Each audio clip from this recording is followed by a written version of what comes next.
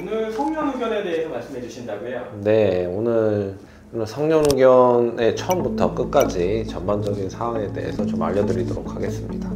일단 제가 성년 후견 사건을 하면서 어떤 경우가 제일 많았냐면은 크게 한 두 가지 정도로 나뉘는 것 같아요. 성년 후견이 문제가 되는 경우가 첫 번째는 아버님이나 어머님, 그러니까 이제 피상속인이죠. 아직 돌아가시진 않았지만 피상속인 어머님, 아버님이 이제 대부분 치매에 걸리셔가지고 이제 요양병원이나 병원에서 이제 치료를 받아야 되는 상황이죠.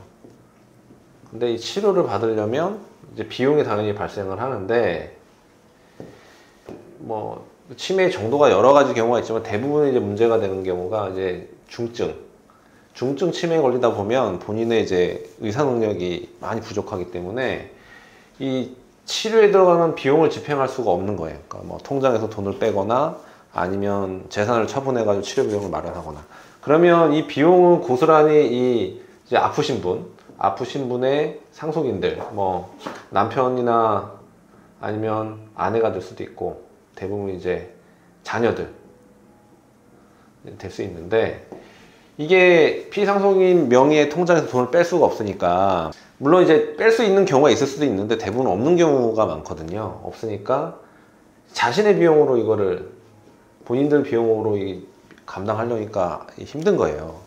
그러니까 성년 후견 심판을 통해 가지고 결정을 받아 가지고 이 치료 비용의 집행을 하기 위해서 성년 후견 재판을 하시는 경우가 있고요. 두 번째는 어떤 경우냐면 피상속인 있고, 일단 하나 예를 들어 가지고 이제 아버지라고 할게요. 근데 이제 재혼을 해서 계모가 있어요. 근데 전처 소생의 자녀들이 이렇게 있죠.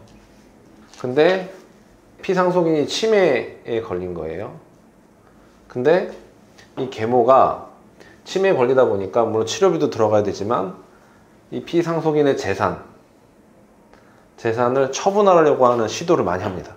왜냐하면 치매에 걸렸기 때문에 그렇잖아요. 일단 돌보기는 귀찮고 재산을 빼돌리고 싶고 그런 경우가 되게 많습니다. 근데 그거를 자녀들이 알잖아요. 그러다 보니까 이러한 배경이 돼가지고 일단은 이 재산을 처분하지 못하도록 성년 후견 심판 청구를 해가지고 자녀분들이 성년 후견인으로 지정이 되고 싶어 하는 경우가 있어요. 그러면 필연적으로 이 계모, 둘 다 상속인이잖아요. 계모하고 누가 성년 후견인이 될 것인 거에 대해서 치열하게 다투게 되는, 이면에는 상속재산에 대한 실질적으로 분쟁이 있는 상황이죠. 대부분의 경우가 이 두 가지 범죄, 물론 다른 경우도 있을 수는 있는데 두 가지 경우입니다. 그래서 이 경우에 따라서 요게 좀 사안이 좀 다른 측면이 있어요. 실제로는 쉽게 결정을 받을 수 있는 건 사실 첫 번째 케이스입니다. 좀 설명을 좀 구체적으로 다시 드리겠습니다. 첫 번째 케이스 같은 경우 이제 어떻게 진행이 되냐,